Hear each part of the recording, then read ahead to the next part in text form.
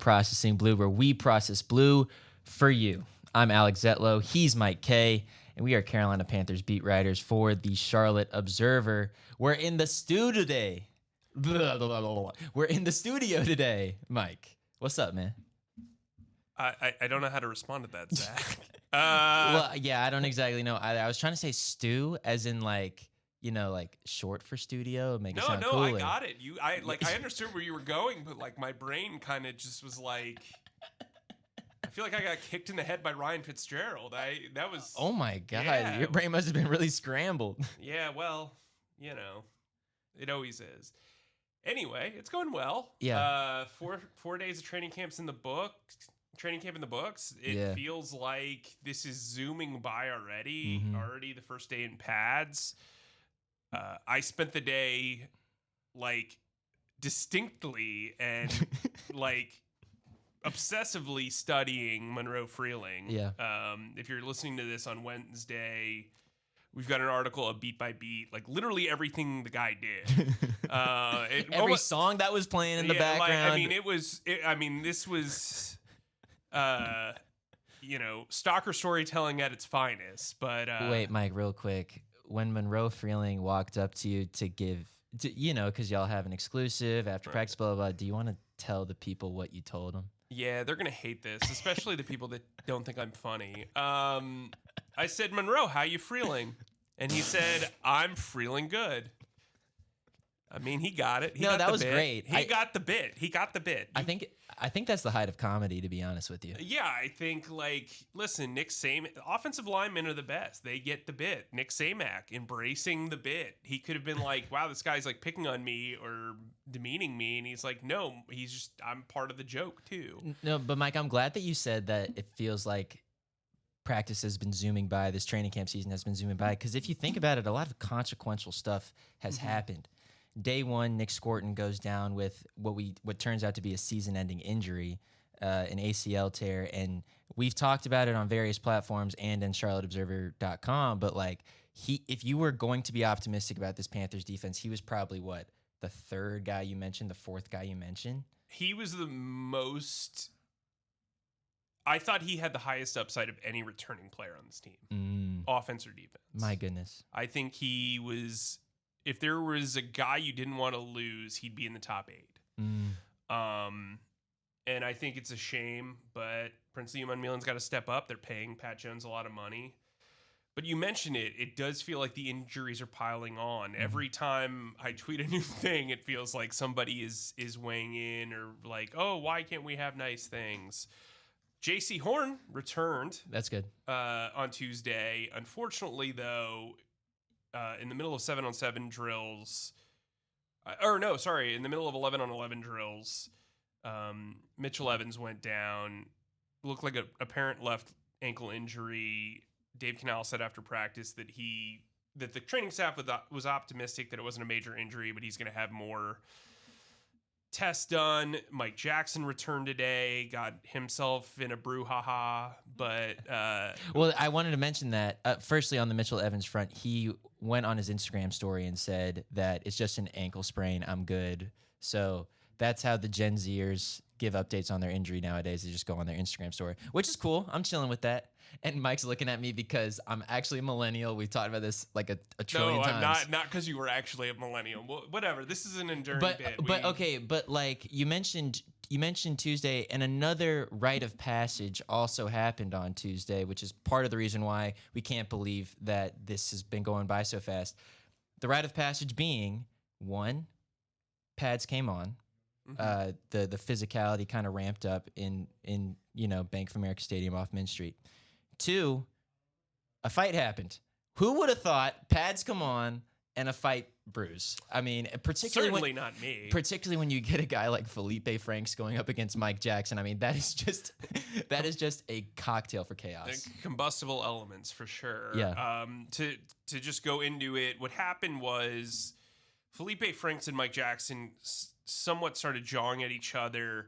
A bunch of teammates tried to split it up. Poor Caleb Evans was like launched to the ground out of nowhere. Like that's when I was like, this is getting real. Tommy Tremble, who might be the strongest position player on the team, had to forcibly remove Felipe Franks. Yeah. I appreciate both their names have alliteration. Like that's Yo, I just noticed that. yeah, like as That's fire. yeah. I mean, processing blue approved. Pulls him out. Mike Jack has taken Felipe Frank's helmet off and throws the headgear probably 15 feet in the air. Oh, dude, I would say much higher than that. I mean, and it got distance too. Like it would have gotten a first down. Like much higher than that. That was crazy. Maybe I'm being modest here. 15 from his arm. Okay. So like 20 feet, let's say. And then it was like there was a break, and then everybody just got back to what they were doing. Yeah, and it was like, oh, okay, all right, cool, man. Like in the span of 15 minutes, Mitchell Evans is down on the ground. They're still practicing. They didn't do the whole scene from Rudy like they did with Nick Gordon. They continued practicing. I think it's because if they stop practice for every injury they have, there'd be a lot of. It's tough. It is tough. I make light not of the injuries, but of the situation. It's just like you can't. It seems like unavoidable to them. But yeah, in the span of like 15 to 20 minutes, there's a fight. There's Monroe Freeling versus Jalen Phillips in one-on-one drills. And then Mitchell Evans is gone, one-on-one drills. It's just like there's a lot going on. Yeah, and then in the back corner, you mentioned these injuries. You look in the back corner where all these injured players, these players on the non-football injury list and the PUP list or whatever, are hanging out and working out. You just look at them and you're like, wait. Okay, that's the Panthers' starting right guard, Pro Bowl right guard, and Robert Hunt. Oh, yeah, right next to him, Damian Lewis is there today. Oh, wait, yeah, Taylor Moton's also hurt. Ike Ikwanu's also hurt. And then you look on this offensive line, and you see, who is it? It goes... It was Walker. Walker on the... Yep. Zavala, Fortner, Sadiq Charles, and Monroe Freeling. Unbelievable. Like what a motley crew that one was. But speaking of Freeling and obsessively studying him today, I thought he held himself to a pretty high standard. He was up against Jalen Phillips for most of practice. He admitted after practice that Jalen got him on their one-on-one drill. It seemed like only one drill per lineman. I don't really know why it wasn't all that efficient. That's normal. And normally it's like 2 or 3 reps for whatever.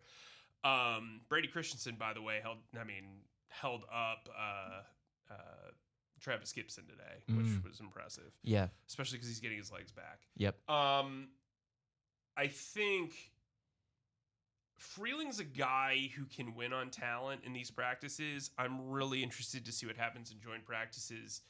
Phillips, as we know, is a pressure cooker guy. He's not really a sack guy. So what you were seeing a lot was Jalen Phillips speed rushing and Monroe trying to guide him out of the pocket clean. And for the most part, I thought that Freeling held his own. He looked pretty good. Canales and Phillips said as much after practice. It was a good first pad of practice for him. He hadn't had true football contact since July 1st or January 1st. So 208 days. Mm-hmm. That's a lot. Yeah, no, that certainly is a lot. And we'll go into a little bit more detail about how individual players have played over training camp. Actually, let's just do it right now. If you're in a good spot from the perspective of, do you think that we covered everything from Tuesday's practice? Or I think I talked a lot. Okay, well, let's bring some structure to this. So for the rest of the podcast, Mike and I will go over, our respective MVPs from training camp so far. And again, it's only been 4 training camp practices, only one of which has been padded practice. But still, there's been a lot of live reps, a lot of 7-on-7, 11-on-11s that we can kind of pull from. We're going to talk, so that's the MVPs. We're also going to talk about players whose stock is up at this point in training camp, who we're thinking, oh my gosh, they're impressing us. They're kind of exceeding expectations. And then we're also going to talk about a couple players whose stock is down. They're not living up to the expectations. And if they want to make this team, they're going to have to do more. Mike, you want to start with the MVPs, or where do you want to start? Yeah, so Alex and I, before the show, we both had the same 2 guys that we were talking about. I'm going to let Alex present the offensive guy. I'll take the defensive guy, and then we'll both kind of go from there. Is there a reason why you're letting me I mean, as Zach knows, I really like to put Alex in the spotlight for him to shine. And there are certain guys that Alex could wax poetic about and get romantic about their style of play. So, Alex, without further ado, the Processing Blue MVP of the first week of training camp. Jalen Coker. He's been awesome. No, he's been unbelievable. Awesome. And dude, that was a one-handed catch. I promise you. So, Can you take it from your perspective? Okay, so we're setting the scene. It's a one-on-one drill. Jalen's getting manhandled because, like, what was it against Robert Rochelle? Yeah, Robert Rochelle has a very unique approach to coverage. And I saw it at the corner of my eye because somebody was talking to me, talking to both of us. Alex obviously was paying way better attention. He's like, yeah, that's a one-handed catch. It's Jalen Coker on the field. I'm paying attention. Yeah, whatever. Anyway, yeah, one-handed catch. I'm like, are you sure? I thought because the way his body contorted to my side of the view, like, if you're watching the video of this, I thought he grabbed it off his pads, and you were like, no, that's a one-handed catch. And so we bickered about it, and then of course, because Panthers social media can't publish any of like the actual good plays. We can talk about that. Yeah, if you that's want. a whole other show. We can talk about that if you that want. might be next week's show. All of it. They published this one individual drill that gives you no context other than Jalen Coker is as good as you think he is, and it is a one-handed thing. And so I fell on my sword because I'm, as you all know, a big believer in accountability, and said, "No, Alex, you were right. I was wrong." It's humbling. Dude, Jalen is in shape. He's fast. He looks so good. Yeah. Everybody's like, this is the best shape ever. I know. Jalen is legitimately in fantastic shape. But Mike, when we get asked to go on these radio shows and they say, so how's this guy looking? Like, there's only so much we can say, you know what I'm saying? Like, you can only use so many descriptors, but like his route running is so strong. His ability to shrug off defenders, like you mentioned with the Robert Rochelle thing, he's just so in shape, so fast, and I don't know how else to describe it beyond the fact that he just has brought this strength to his game they didn't have previously. I wouldn't compare him to Anquan Boldin, but there's a similar level of physicality in their game where it's like you're covering a guy who's like a micro tight end. And he understands his body. He understands how to go up. Mm-hmm. He understands to go over, and he understands how to go through a defender. And I think he is a guy who has taken the last 2 off seasons to heart.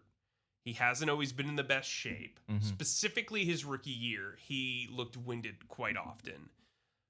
I think he has matured not only his game, but his body as well. And I think he is in for a very big season. Yeah, you can tell there's a comfort level too. And I imagine that comfort level comes from being in the system for 2 years, but also from getting that contract extension.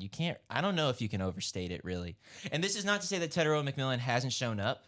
This is just to applaud what Jalen's done. And really, the offense didn't seem to do all that much today specifically, and the only splash play was furnished by Jalen Coker. So I think we're pretty safe to say that he's the MVP of the offense. One note, during warmups, he threw a ball 40 yards.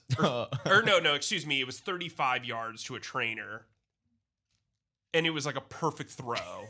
So just put that out there. We might not be allowed to be saying that stuff, man. I didn't say, it wasn't during a play. He was just having a game of toss. Just saying, was impressed by his arm. What about the defensive side? Well, if I don't get sent out of here by the Panthers, launched like a Looney Tune, Jalen Phillips. And not for the reason probably you're thinking, just because it is one day of padded practice. He looks so athletic. Mm-hmm. Freeling did well today, but I think Jalen has looked the part. And that was a concern I had. I would also put Devin Lloyd in this category. I thought Devin Lloyd has done a really good job communicating. He's good in space. They're not really targeting the middle of the field. Tight end. You and I were talking before the thing, and I don't know how much I've noticed tight ends really making plays, and we'll get into that later. Yeah. But I would say Jalen Phillips is a guy that looks the part. I think he's being good from an intangible standpoint, and we just kind of got to see it. I mean, his value is kind of maxed out with Scourton being gone. I mean, you have to keep Jalen Phillips on the strong side, essentially. Yeah. You did say, like, and even in Monroe Freeling's great day, didn't Monroe also admit, like, yeah, Jalen got me once or twice? Yeah. Oh, no, he definitely did. There was a couple where he got stonewalled, but the problem with these kind of practices, especially like early on when they're integrating pads, is that everybody's timing's off. So if you're late off the ball, or your hands are kind of sloppy, or you're not used to all this, stuff. Again, 208 days. It can look a certain way. I think both of them performed well. I don't think, like, 1 sack a game is off of 58 defensive snap. You know what I mean? So Yeah. I think Jalen Phillips is trending in the right direction. It was kind of hard to just nail down a defensive player of the year, just because really for the last the previous practices, you're basically playing catch with defenders. So obviously JC's been out, Mike's been out. Derek Brown had a pretty good day today. Okay. There was a good rep that Fortner had some pretty good reps. I thought Rasheed Walker had some pretty good reps. So yeah, Rasheed has had some pretty good returns from camp, at least from Dave Canales. He's been pretty complimentary of him. So yeah, I think Rasheed Walker's better than I kind of expected. Then again, this is the first day of pads. Yeah, but sure. I think he's taken the challenge well of being the left tackle. And talking about most valuable players, Jalen is going to kind of have to be, because with Nick Scourton gone, yes, Pat Jones was on the ascension last year before having a season-ending back injury. He's also going to have to really step up. He's going to also have to mentor Princely Umanmielen. Like, all of a sudden, Jalen Phillips' responsibilities are up. And if you take what opposing offenses were doing against Nick Scourton last year, pretty much the Panthers' best pass rusher last year, they were double-teaming him on like a third of his pass rush attempts. Right. Jalen Phillips better expect the same thing. Yeah, if not more. I think, too, before we move on from this segment, some folks are going to be like, what about Bryce? And right. I think we have it's been a weird offseason where we haven't talked about Bryce as much as you would kind of expect. Mm-hmm. I will say this, this happened since our last podcast, but I thought Sunday was maybe his best practice in camp as a pro.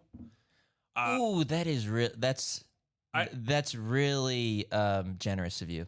I think. Well, he was really good. Here's why. Here's why I would say it. There was no wasted rep from him. No.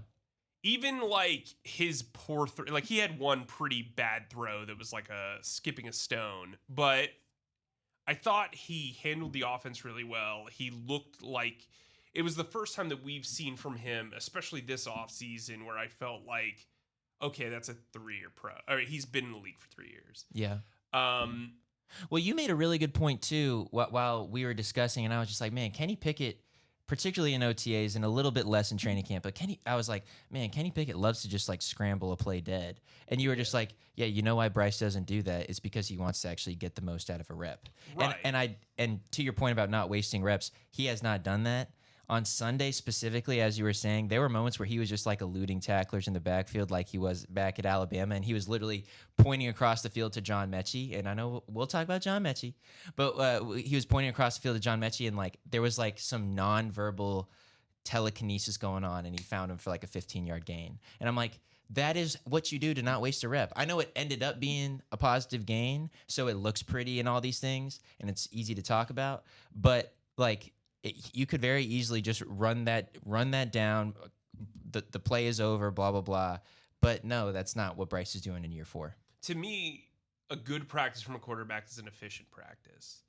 And when you are elevating the talent around you, which I felt like he did, there were throws that he made to like David Moore and Mechie, and he had a couple to Tommy Tremble and Mitchell Evans.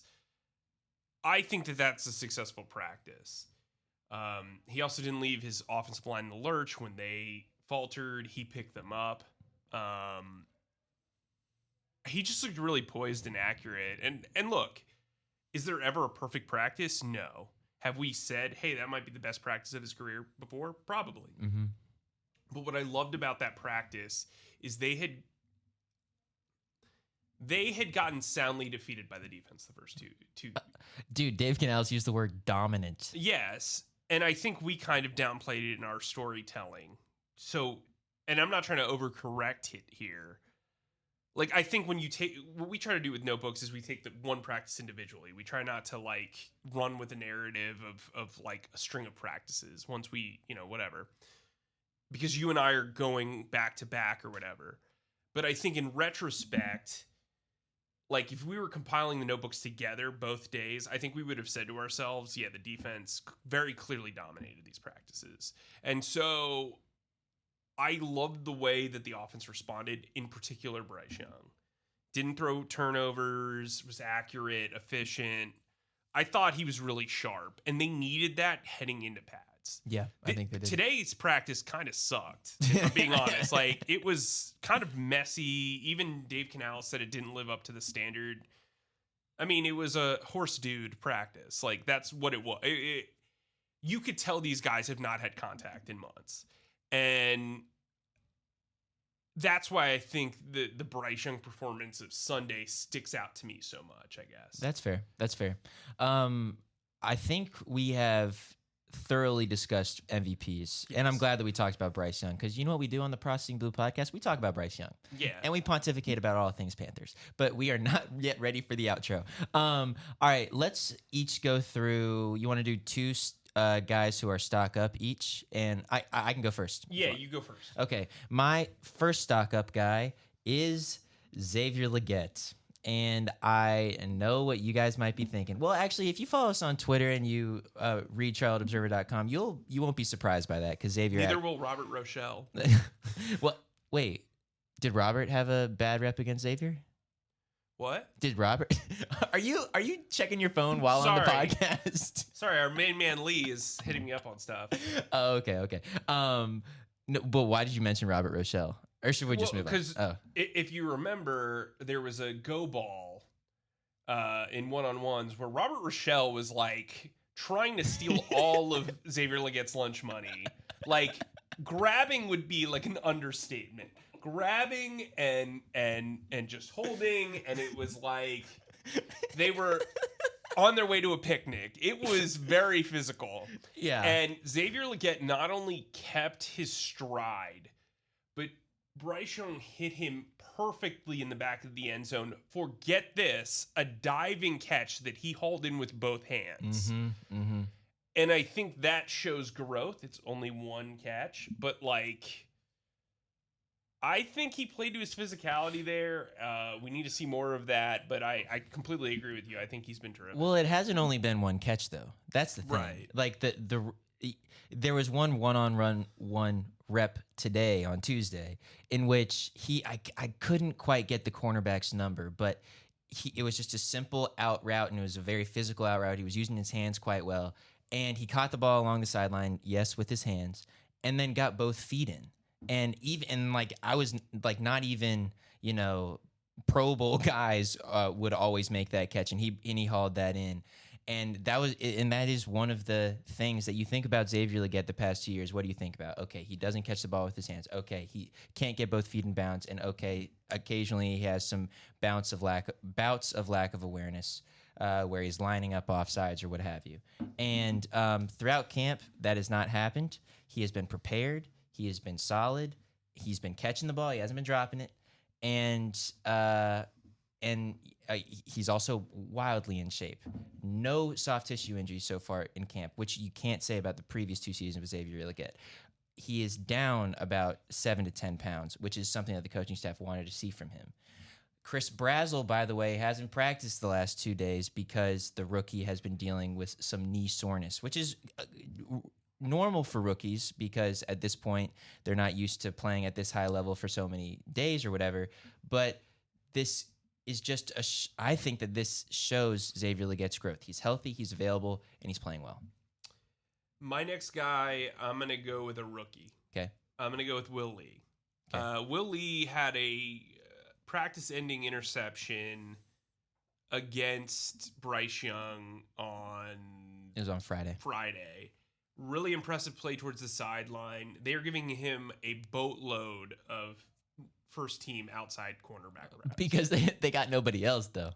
At least at that point, because Mike Jackson and J.C. Horn were both hurt. But if you remember last year, there was like a string where J.C. wasn't playing, and the guy that got those reps was Corey Thornton. Yep.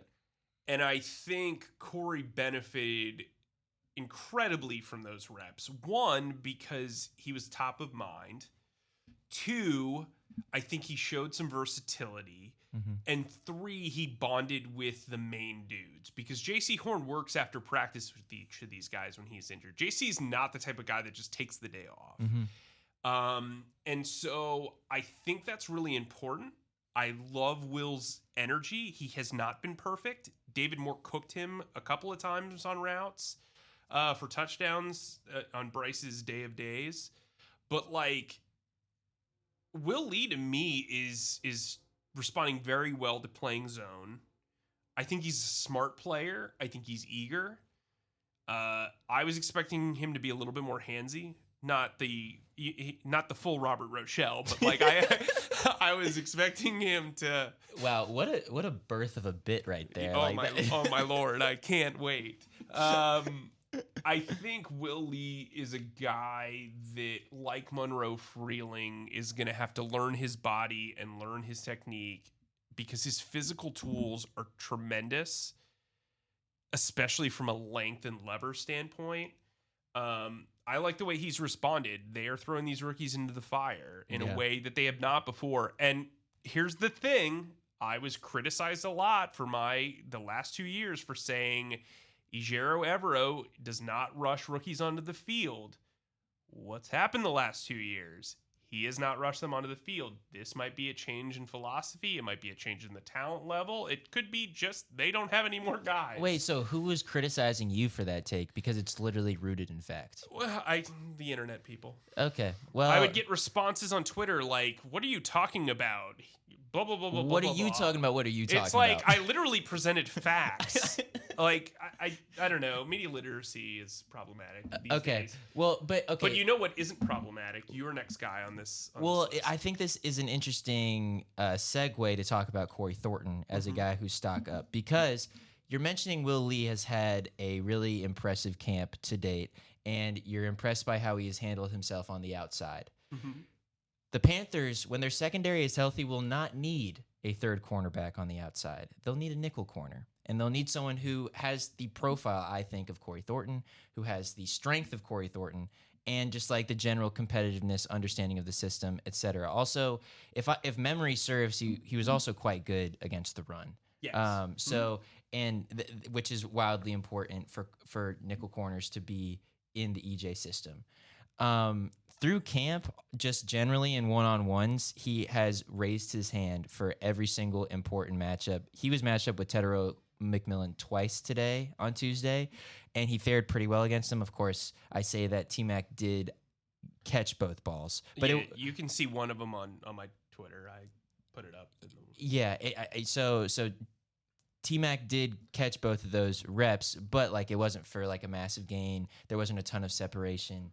And Corey has he just hasn't shied away from the moment. He didn't shy away from the moment last year, and now he's getting more opportunities. And guess what? This is the same Corey Thornton. Anything to add about him or? I think he's been good. I mean, I think like he's having a Jalen Coker type style glow up in a lot of ways. Like he knows he's good. He knows he's in a good position, and he's playing to the part. That's good. This other stock up guy, I alluded to it on social media. This is so silly. I mean, like, it's not... go ahead. But, like, unlike social media, this is real life. And Jasim Reed has been tremendous. I think... He has been tremendous, but who's he catching balls from, bro? That makes it even more tremendous. The guy can't... Okay. I gotta watch what I say. Kenny Pickett's ability to throw is always in question. And this guy is out here catching literally every pass that comes his way on on Sunday, he caught a pass over 3 defenders in the back of the end zone That during was 7. sick. I mean, it was That one was of the best catches I mean, it was literally right in front of us. Yeah, we were like standing right next to each other. Well, just full disclosure, Mike hasn't been able to have the best internet the past couple of days, so he's had to stand right next to me to use my hotspot.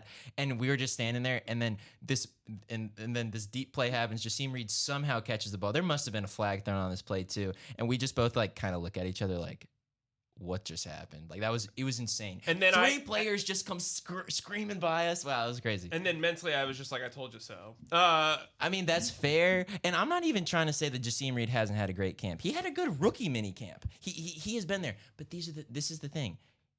And part of the reason with the stock up, stock down thing is is there stock up to make the 53-man roster? Is there stock down to not make the 53-man roster? And bro, he is just so buried in this wide receiver depth chart that I just don't think that he can do it. You're smiling. I'm going You're to say smiling. this again. He will lead this team in receptions and receiving yards during the preseason. Okay, and he will look the part doing it. His one issue is, can they find a role for him on special teams? Because if not, he's the 6th wide receiver and he's inactive on game days. But I could also make that argument for Jimmy Horn Jr. and John Mechie. What do they do on special teams? Well, unfortunately, this might just be the perfect time. Not a whole heck of a lot, right? This might be the perfect time. Oh, I'm not. You're not done. I'm not done with Jasim Reed, okay?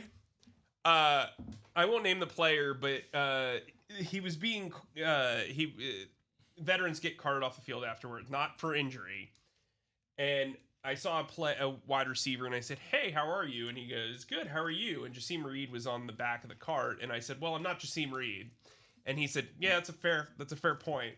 Guys see how good he is, and I think for them, I'd rather ideally for a 6 wide receiver, if he's not going to be active on game days, I want to know that if a guy goes down, I can put him into the offense and he can go do stuff. I don't want a Chizina type guy. Like, I don't want a special teams only guy.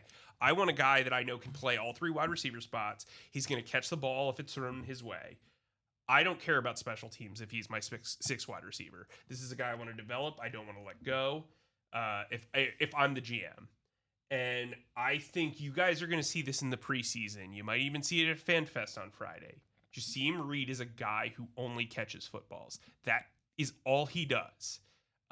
He's got an uphill climb, like you said, but and we'll get into it on Stock Down because I've got a lot to say about the other wide receivers. But frankly, Jasim Reed at worst has been the 3rd best wide receiver in camp, in my opinion. So right behind Coker and T-Mac. Dude. Who else? All right, aggregators, write that up. Either David Write Moore. that I mean, up. what, your argument's David Moore? Guess who he's catching? No, your argument's Xavier Legette. He had one really good game. He had a really good day. But the same day, Jasim Reed caught 4 touchdowns or 3 touchdowns or whatever he did. And Chris Brazel's been good too. He has, but he's also been injured, so we're disqualifying him for. Fine. I'm cool with 4. Okay, fine, 4. Okay, but there's 6 wide receivers on the team. I know. Sorry, we're all over the place. I think I might have heat poisoning again. Who knows? Well, okay, I think this is the perfect time to transition to Stock Down, which is our final segment of the day. Thank you all. Yeah, Zach is praying over here. Thank you all who have made it this far somehow, some way. If you have. We're talking Stock Down. We've already mentioned them both by name. Do you want to just group them together? Jimmy Horn Jr. and John Mechie. Yes. John Mechie, I will give him credit, had a unbelievable move in one-on-ones that he got a catch off of.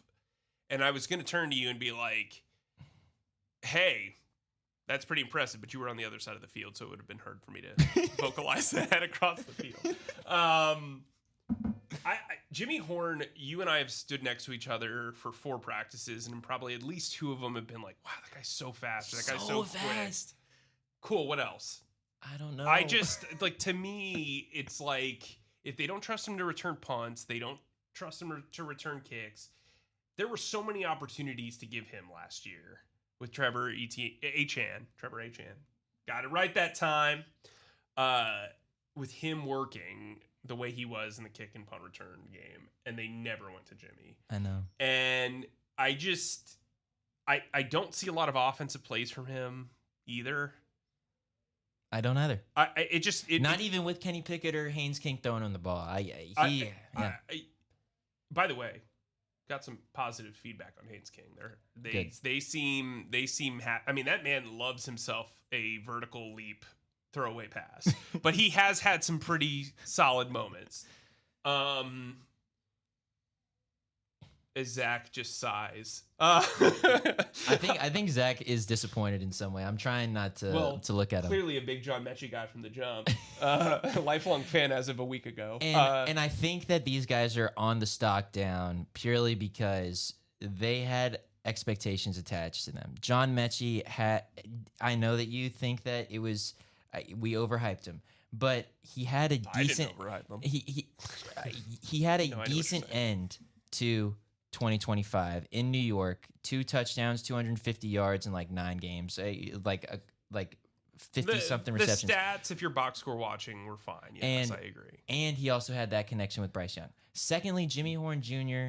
was a guy that the Panthers never really cut loose last year. Could this be the training camp that he finally gets his opportunities? And so they each came into camp with these expectations, and we just haven't seen enough of them, I don't think. It's cool to have like these intangibles, and it's cool to have technique, and it's cool to have all the speed and everything. It's year 3 of the Canales era. They were 8-9. They've never been over 500. They won a division moonwalking. It's time to win for them. They don't have time to hold guys' hands, especially when you got like a guy like Monroe Freeling switching positions and are already looking sound. You've got a guy like Will Lee out there playing well. Chris Brazzell has done more in 2 practices of training camp than they have in 4. Also, Princely Uman-Mielen making plays occasionally, too. Yeah, I mean, I just like... Last year's draft class was terrific. We've documented that more than I think anyone. They've now lost arguably the second best player in the class in scored, and actually I think it's inarguably. And then Mitchell Evans will wait to see what happens there, but like I don't know how Jimmy Horn separates in this competition. I just don't know. It's hard to see. I still have faith in John Mechie. The chemistry is clear. Dave Canales notices it. There is a role for him. I can picture a role for him as a backup slot receiver behind Jalen Coker. He needs to find some way to be involved in special teams, as we've talked about. But I can foresee this wide receiver room having John Mechie in it. It's harder for me with Jimmy Horn. The argument I have against both of them, okay, just like pure factually based. If John Mechie is the backup slot receiver and he can't carve out a role, we knew Hunter Renfrow could return punts. He was benched for half the season. Yep. Once Jalen Coker was back. Jimmy Horn was the guy that was added once they started benching Renfrow. And he never really found his groove and was never asked to return punts. To me, I mean, unless things have changed, which we haven't seen in practice, I don't think that puts them in great standing just on the basis of fact or what we've seen. Now, stuff can change, opinions change, all that type of stuff. It's going to be tough. And look, I get it. People are Alabama fans. People love speed. They want all this other stuff. From what we are seeing right now, I mean, this could all change in the preseason, the joint practices. I mean, Bryson Tremaine, nobody was thinking about him until the Cleveland joint practice. I just think right now it's a tough sale to me because when I watch Jasim Reed, he's catching everything and he's constantly involved. And he doesn't even have the most he doesn't even have the best. Tall, no. Yeah, and he doesn't have the best situation at quarterback. Like you said, he's running with the second team and making Kenny Pickett look pretty good. So it's worth bearing and worth understanding and just keeping an eye on. It's the first week of training camp. I'm not saying either one of these guys is going to get cut, but I feel less comfortable with them even before we did the locks, likelies, and whatever. Yeah, that's fair enough. Let's run through these final stock downs because we know we have gone way over budget. We're way over budget. It's like we're doing the Odyssey out here. Sam Hecht. They talk about budgets in the Odyssey? No, they don't. Oh, okay. Sorry, I know those IMAX cameras are expensive. I just didn't know if they got like a sponsorship deal. And I know. is Matt Damon like, cue the IMAX? Similes are your thing. I'm sorry. I got to stay in my lane. I got to stay in my lane. Stock down. I think Sam Hecht, this was an opportunity for Sam Hecht to really seize this center competition. I agree. And he hasn't quite done so. Luke Fortner has taken, as far as my eyes have seen, every single rep with the ones. It's Luke's job. And it seems like it's Luke's job to lose. We will have more about this. And we do, and here at the Processing Blue podcast, we've talked about Sam and his potential and his athleticism and his just general knowledge of the game. And, he's going to have to prove it in his preseason reps. What about you, And Mike? he's a fifth-round rookie. I mean, yeah, it's fair. Yeah, He's a fifth-round draft pick. But he was projected to be higher. The Panthers kind of sold the fact that they got a steal for him. Okay, that comes with expectations. Stock down so far for training camp practices in. Mike, you're up. And the name that I'm going to bring up is particularly disappointing because of how great he was last training camp. I have not noticed Jatavian Sanders at all during the summer. Maybe that's partially because I spent an entire practice obsessed with the right tackle. But like I don't know when it's going to click. And we've seen flashes, but since that neck injury against the Chiefs, it just kind of feels like, cool, well, he had that great summer and then he completely evaporated from like the plan. I mean, I think Tommy's been fine. I haven't really noticed a lot of tight end plays in general, which is kind of weird when 13 personnel is becoming all the rage. But by the way, for those who want that, especially as an extra tight end enthusiast, you have to have the talent to do that. They don't.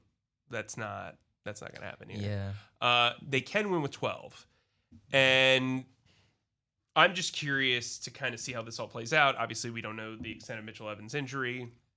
Maybe this helps James Mitchell or Felipe Franks when he's not getting his helmet ripped off. I mean, as you know, to harken back, yes, he's a very good special teams player. He brings on a lot of penalties. Oh, he did. Yeah. And by the way, when the Panthers, this was 2 years ago now, but when the Panthers actually executed a beautiful fake punt and Johnny Hecker threw a dot to Felipe Franks, who's supposed to be a tight end, he just dropped it. He has actually, to his credit, been catching actually a lot of passes. I mean, which is fair. And he found a way back on this roster after being in Atlanta a year prior. The coaching staff does have some affinity for him. Sure. But when we're talking tight ends, I think it's fair. I think really most of the tight end room has been pretty quiet. We haven't, but JT Sanders among them. Before we get out of here, Mike, we haven't mentioned Jonathan Brooks. There's not much to say beyond the fact that he's 100%. He's fast. He looks good. Yeah, he looks good. Not great. He looks good. Good receiving the ball. I would actually come closer to saying he looks great. I mean, I'm not saying he's going to be an all-pro running back or anything like that, but from what we thought he might look like at this point, he's exceeded my expectations as far as his speed, his cutting ability, his confidence in himself. I think he's met my expectations of what, just based on what I've heard and what I've seen and OTAs. It's early. I mean, it's one practice of pads. Like, again, we're talking about all this stuff, and we don't want to be overzealous with a lot of stuff as I anoint Bryce's practice the greatest of his career. But I think for him, it's gonna be like, cool, you did great here. Let's pile on another one and another one and another one. You know what I mean? Like, you want to stack good practices if you're Jonathan Brooks. And frankly, if I were them, I would kind of manage his workload in a way. Yep, 100% agree. Mike, anything that the readers of the Charlotte Observer need to know before we get on out of here? Newsletters, blah, blah, blah. Yeah, you should sign up for the Access Panthers newsletter. It's free. It comes once a week until the season, and then it comes twice a week. Also, on top of that, as I mentioned, I did a beat-by-beat story on Monroe Freeling. Kind of gives you an idea of what a rookie offensive tackle goes through during practice. It's kind of a different way of doing kind of an observations or a notebook because there's other stuff that's going on there. I've done this several times throughout my career, but I enjoyed. This is one of my like favorite formats. It's just a different way of reading things. It's very clean. It's neat. It's very, I guess you would say, stylized and stuff like that. But yeah, we're gonna keep ripping and roaring. Yeah, if Tepper Sports and Entertainment comes out with any more stadium upgrade stuff, I'll have that. Yeah, Alex has been just like crushing the reporting on the stadium. Humble brag.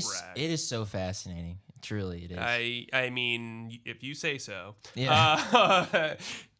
Also, shout out to Zach Dennis, who does all the stuff behind the scenes, has to switch up his schedule all the time to kind of accommodate the show. We have a pretty fierce audience. We really appreciate how much you guys kind of tune in and get excited about the show and the feedback we get. So thank you for that. And thank you for your interest into what I'm reading. I could tell you what I'm reading, but maybe I should like tweet that out or something. Or maybe I'll just tweet it out. Well, or I could just do it right now. Or no. You know, speaking of that, next week we're going to have Paul Domowitch on the show. He's going to talk about his Sam Mills book. And I think I've known Paul. I grew up reading Paul, but I've known Paul for the bulk of my beat writing career. Wonderful man, even better writer. Probably would prefer the reverse. You know, he's a wonderful writer and man. Wait, did you just say? Sorry, I zoned out for a second. Yeah. Did you just say he's a wonderful writer and a wonderful man, even better writer?